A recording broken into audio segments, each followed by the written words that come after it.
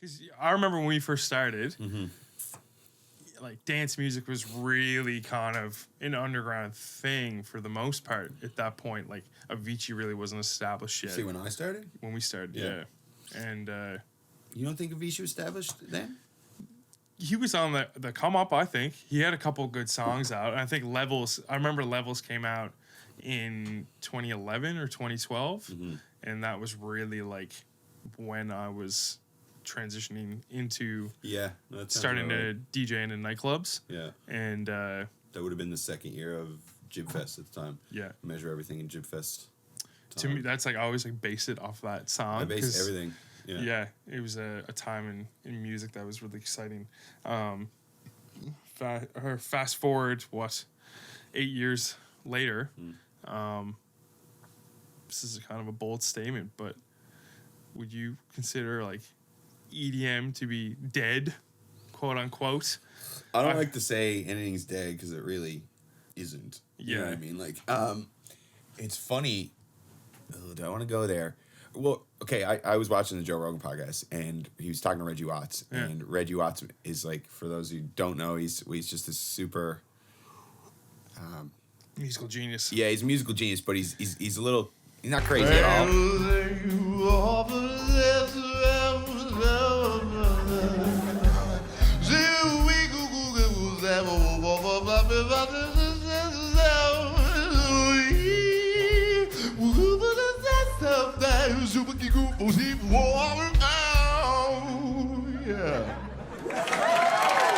But he's a little nuts on the outside at the first glance, you know?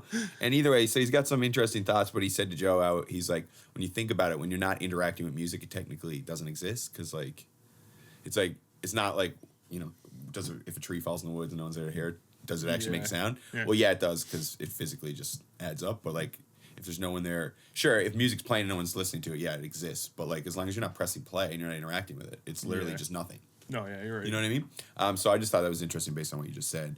But EDM being dead, I just think it's like, it literally stands for electronic dance music. So no, it's not dead because fucking there's like literally everything is electronic and it's not necessarily dance, but you know, there's a lot of it. I should probably rephrase that because EDM is pretty...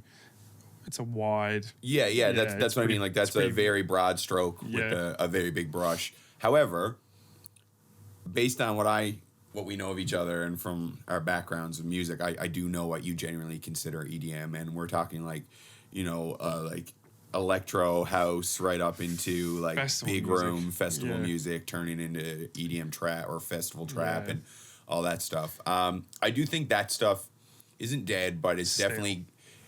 it was up in the forefront, and it's now stepped back into the passenger seat in the back. You know, but it's still in the car. Like, do you know what I mean? I view it like the best way that I could put it is like stale chips, expired chips. Yeah. Okay. You still eat them; they're still there, but it's like not as good as what it once was. You know. I will point out that we are Newfoundland, and like we only interact with the people on the street. Like, in that regard, so that we only play to that, so we don't get to play a shitload of it anymore either. Yeah, that's true. But, you know, we are both pretty versed on what's going on online and everywhere else in the world, especially in the DJ community and EDM or hip-hop or anything in the production realm, really. Yeah. So, like, that's definitely still going on other places in the world. Ultra and stuff is still popping. However, if you just look at the fucking numbers, like, literally, like, the highest year of Ultra, don't quote me, this is a good time for us to have some research going on, so in future episodes we'll have that there, but I'm pretty sure Ultra's top year was in 2013. Oh, 100%. So it's like literally ever since then it has been on a decrease, but it's still alive. Half of our friends are still going to Veld this year. It's still dope, but even then Veld has been playing artists like Cardi B and Migos, who are the biggest hip-hop / pop hip-hop artists, in no way electronic other than the synths that are in their music. So the festivals are also changing to go with the times so they don't die. So based on what I do believe are both of our definitions of generic EDM is, that's definitely gone. Yeah. It's interesting because there's a lot of artists that, like, when we first started Sharkweek, in which we played a lot of EDM in festivals. Yeah, we were... That's all we played, really. Yeah. They've really changed their whole, like, branding and course of where they're going. I don't want to name anyone specifically, but people we know, even just up away, they're like, their sound and stuff is completely different than what they started. Yeah. And their breakthrough songs at the time, which is cool. Everyone needs to evolve. That's just like growth is great. Yeah, but it's interesting, especially where hip hop's like, I would consider hip hop to be the dominant force in the music industry right now. No, I don't think many people would debate that. Yeah, hip hop's always been around, but especially now with all the sound, the Atlanta sound, the trap music, it's definitely trap in a way took over basic EDM. Oh yeah, EDM, big room, all that stuff, and that's definitely dominating the festival scene. That still exists for sure, but yeah, it's like I feel like right now, even as a DJ who I'm very open to all of it, and we both are, it's like I would love to play heavier things, but it just doesn't go the way I want it to go. Like some of it's so heavy now that you can only really mosh to it. So girls who got dressed up to go out for a nice night of just being out with the girls can't mosh to it, and like no one wants makeup running down their face because they're sweating their ass off because they're in a mosh pit. And if so, they probably would have. And I'm not a female, so I can't say, but I would assume that's uncomfortable. Shout out to all the ladies at Mosh one time. Yeah, word. For real. Straight up. There was a bunch of girls at the Sharkweek shows who used to wild out, and that was respect. That meant a lot to us. Yeah. Showing up some of the guys too. It all goes back to the context of open format party rock DJing as well. Like especially for us in Newfoundland, we can both agree that living in a smaller demographic and more of like I want to say closed-minded area of Eastern Canada. Eastern Canada in general has like kind of the similar mindset on things. Yeah, we're all very similar in that way. And if it's not like shout out Celtic Connection and all the bars or any other, it's not local in some way, Newfoundland music or your classic rock AC/DC.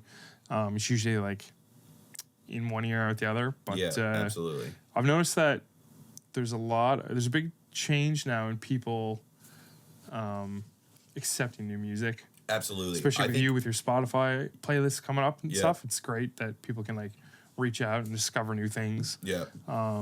No, I think people are looking for something new now. It's like if your favorite artist comes out with something that was the same as the last, they might get away with it once. Yeah. And I'm not like shout out to people who have been doing that too. Like I know Black, the guy who spells his name with the 6, just to be clear. He did his second album, and he said he did an interview with Joe Budden, and he was like, I wasn't ready to do that growth that Joe Budden was kind of asking him like. Why it's like the same thing. He's like, no, they're just more songs. It's like word, but he's like, I want to do that. He's like, I have more growth coming. He's like, and I got it on my back burner and I'm ready to do it, but that project's not ready to release.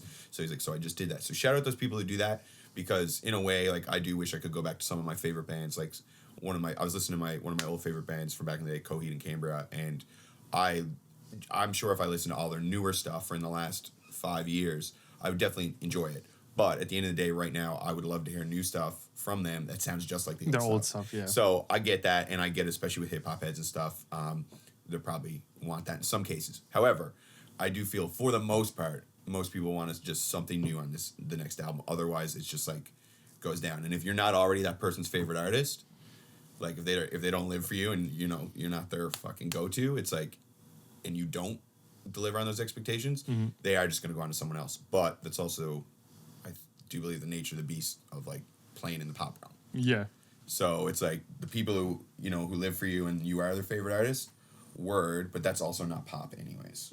And then there's the other side of it where there's just like if you don't kind of deliver, and I guess you hear a lot of famous people kind of discuss that. It's like, if they're like they feel the pressure of like delivering on their next album, and even though they know they need to be true to themselves and their music and this and that, they still know that everyone wants X, Y, and Z. And at the end of the day, we're all only human, and pressure gets to everyone, and it can fuck you up unless you're ridiculously mentally strong. And not many people are, except for like literally like no, but like in today's society, not many people are very like rigid and like Goggins, that guy. Funny. Yeah, he's a beast. But shout out to David Goggins. If you guys don't know who he is, check him go out. check him out. Crazy. He is an absolute but like machine. him and Monks do that shit. And Yeah. maybe fucking Joe Rogan. But like other than that, it's like everyone else is very moderate, and we're just kind of like Right. we're all very domesticated. No, yeah, it's cool. Like the that topic kind of like springs into my other one about like DJs as tastemakers and culture curators. I'll say a lot of people would say that it's like a lost art form. Back just to shed some light on DJing history before technology and computers and CDJs and whatnot, people used to carry around crates of records and go rock vinyl only sets. And at that time, shout out Slim Macho, the local guy who's actually still doing that, and maybe 2 or 3 other cats. Don't get the name on top of my head, but Slim's definitely a guy rocking around here. Anyways, keep going. Vet also. Yeah, shout out the OG. They would rock these style of sets, and the thing that was so special about that, which is, I don't know, I hold it close to my heart, I think. A lot of people would have certain records that other DJs in the city wouldn't have, or even just like that's what made clients. That's what made you better at it too. Like skill, but also having those like unique tracks. That no one else has. The tastemaker aspect of it, right? Like, which is still technically relevant, but it's way harder to be the only person with the track sound. Yeah. That's kind of the lane that I also enjoy about my like producer alias, Rich Tanner, is that the kind of like SoundCloud community. Yeah, you like it. He lives there. Rich Tanner lives in the SoundCloud. Oh yeah, he's part of the village. 100%. He's a contributing member of society. He pays his taxes. He does his extracurricular activities. He volunteers. All SoundCloud. Yeah, all in the SoundCloud community. Yeah, it's cool because a lot of it too is SoundCloud's just based on producers and DJs who make cool edits and cool remixes of songs and originals and stuff. But it's all about the creative. It's like who cares whether it passes under copyright and this and that. It's just a good remix. It's my rendition of it, not mine or theirs. You know what I mean? And they just want to rep it and show it and like share it. It falls back to that like tastemaker. It's all just about mentality. good taste on it, regardless of whether Spotify will accept or not. Nothing wrong with Spotify. Shout out Spotify, Apple Music, and all that stuff. Everything's in place for a reason. I completely get it. Yeah. But that means as those structures get put in place through like, logistics of releasing official music that is copyright, like good to go, it's like that is going to open a hole or a realm where people are going to thrive releasing non-copyright okay music, but it's still creative as hell. It's still great. It's still good to listen to. Yeah. And half the shit that we all like people listen to in the clubs that go crazy that make people like be like, what the fuck was that track? Are usually SoundCloud tracks. Yeah. 100%. It's like I just released a video. Well, not just released, but me and Raza and I had released a video for the Sunday Fun Day. Yeah. You know the track. One of my Simon. How many DMs you get? Yeah, like that's what I mean. Like hundreds. It's like, yo, what is this track? Shout out Simon Hanley, aka Garrison Hill, put me onto that track. It's called Party by I can't pronounce her name. I want to say Nadu. Nadu, Nuad. It's 2 A's or 2 U's. Anyways, we'll link that up one of these days. Probably in the description. Great track. Shout out Garrison Hill and Sunday Fun Day Martini Bar was good. Anyways.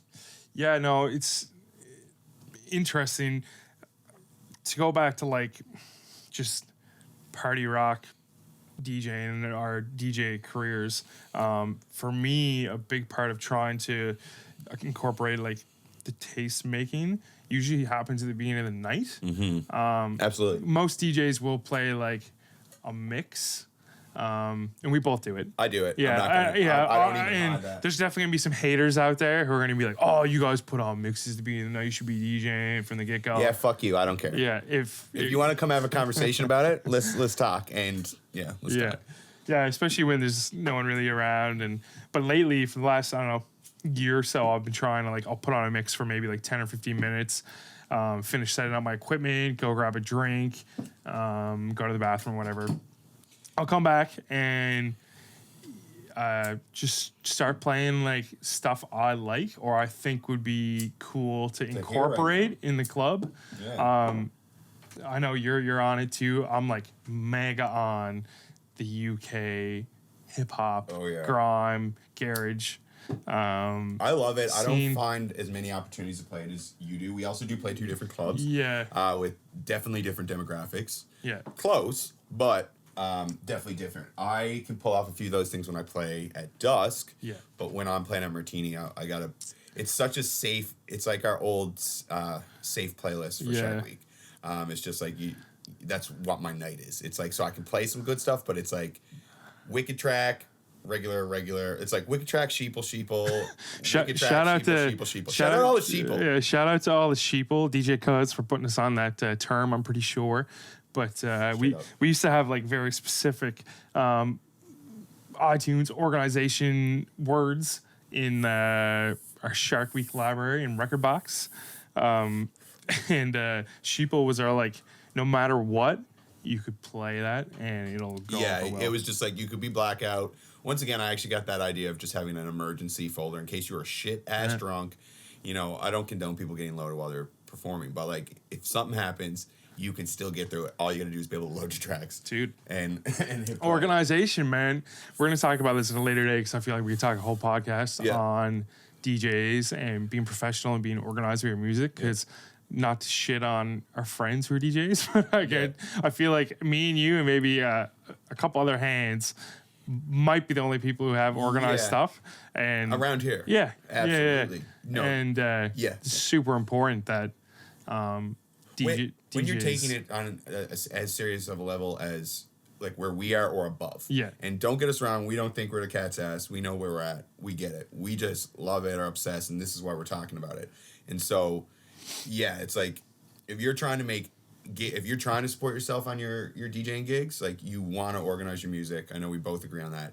And it's like a lot of our homies who don't do that, that's cool, but they're also like doing other things and have focus in other areas and respect. And I also know they can walk into the library and just rock it based on the way it's set up. They know that these tracks are in this folder, even though it's called fucking Cats and Dogs. It doesn't matter. They know where their shit is, you know? Yeah. So